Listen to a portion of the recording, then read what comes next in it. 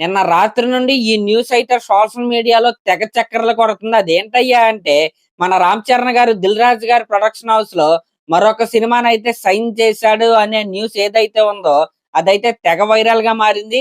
నిజంగా ఆ న్యూస్ విన్నాక నాకైతే చాలా అంటే చాలా డిసప్పాయింటింగ్ అయితే అనిపించింది. డిసప్పాయింటింగ్ గా అనిపించింది అనే మాట నేను ఎందుకన్నానయ్యా అంటే, మీరు చూసుకుంటే గేమ్ చేంజర్ సినిమా సంక్రాంతికి వస్తున్నాం. ఈ రెండు సినిమాల యొక్క ప్రమోషన్లు గనక మీరు చూసుకుంటే ఈ మాట నేను ఎందుకన్నానో మీకైతే అర్థమైద్ది. మీరు చూసుకోండి కావాలితే. సంక్రాంతికి వస్తున్నాం సినిమాకి ఎంత అగ్రెసివ్ గా ప్రమోషన్లు చేశారో సినిమా రిలీజ్ అయ్యేంత వరకు, అలాగే సినిమా రిలీజ్ అయిన తర్వాత గేమ్ చేంజర్ సినిమాకైతే అసలు అలా ఏమీ చేయలేదు. టయానికి అప్డేట్స్ రాలేదు. అలాగే మీరు ఇంకా చూసుకుంటే హీరో హీరోయిన్ ఇంటర్వ్యూలు కూడా గేమ్ చేంజర్ సినిమాకైతే ఎక్కడా కనపడవు. ఇంకా డైరెక్టర్ అయితే ఏం చేస్తున్నాడో మనకైతే అసలు తెలీదు. కనీసం గేమ్ చేంజర్ సినిమా రిలీజ్ అయిన తర్వాత ఒక్క ప్రెస్ మీట్ కూడా పెట్టలేదు. సరే ఓకే, గేమ్ చేంజర్ సినిమా అనుకున్నంత రిజల్ట్ అయితే రాలేదు. సినిమా కొంతమందికి అయితే నచ్చింది, కొంతమందికి అయితే నచ్చలేదు. సరే ఇది పక్కన పెడితే, గేమ్ చేంజర్ సినిమా రిలీజ్ అయిన రోజు నుంచే విచ్చలవిడిగా బస్సుల్లో, లోకల్ టీవీ ఛానల్లో ఎక్కడ పడితే అక్కడ పైరసీ లింకులను అయితే ఇష్టానుసారంగా షేర్ అయితే చేశారు.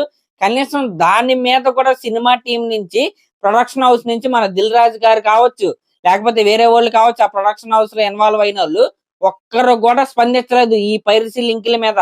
ఇంకా ఎక్కువ మాట్లాడితే మొన్న తమనన్నే డాకు మహారాజ్ సక్సెస్ మీట్ లో దీనిపై అయితే స్పందించాడు. మన సినిమాని మనమే చంపేసుకుంటున్నాం అని.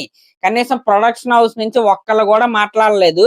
అదే సంక్రాంతికి వస్తున్న సూపర్ హిట్ సినిమా, నేను దానికి ఒప్పుకుంటా. దానికి సక్సెస్ మీట్ చేసుకోవచ్చు, ఏదైనా చేసుకోవచ్చు. కానీ ఇప్పుడు జరుగుతుంది ఏంటయ్యా అంటే, సంక్రాంతికి వస్తున్న సక్సెస్ మీట్ లో వీళ్ళు మాట్లాడిన మాటలు ఎలా ఉన్నాయంటే, ఇంకా అది మీరే అర్థం చేసుకోండి. దాని గురించి నేను మాట్లాడాలనుకోవట్లేదు, అది మాట్లాడితే బాగోదు. ఏదో గేమ్ చేంజర్ సినిమాని తక్కువ చేసినట్టయితే నాకైతే అనిపించింది.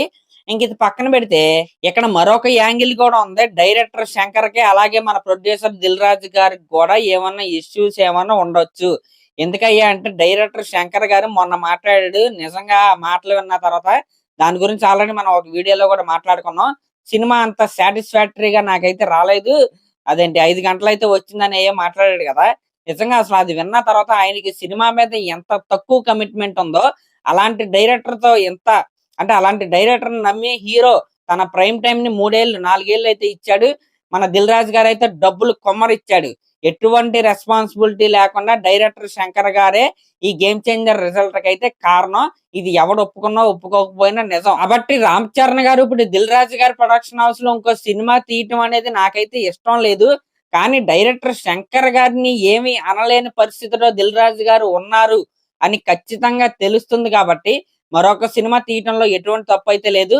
Correct combination, correct Anil Ravipudi లాంటి సినిమాని బాగా పట్టించుకునే డైరెక్టర్ తో కనుక కాంబినేషన్ కనుక కుదిరితే ఖచ్చితంగా రామ్ చరణ్ గారు అయితే దిల్ రాజు గారి ప్రొడక్షన్ హౌస్ లో సినిమా అయితే చెయ్యొచ్చు.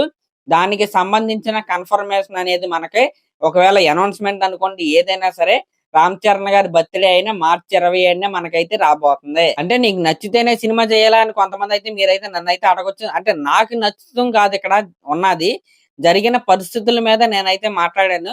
దాన్ని బట్టే నేనైతే చెప్పాను, అంతే తప్ప నేనేమన్నా మధ్యలో. సరే, ఇంక లాస్ట్ లో నా ఛానల్ కనుక మీరు ఫస్ట్ టైం చూస్తున్నట్లయితే సబ్స్క్రైబ్ చేసుకుని అలాగే ఒక కామెంట్ అయితే చేయండి. Thank you.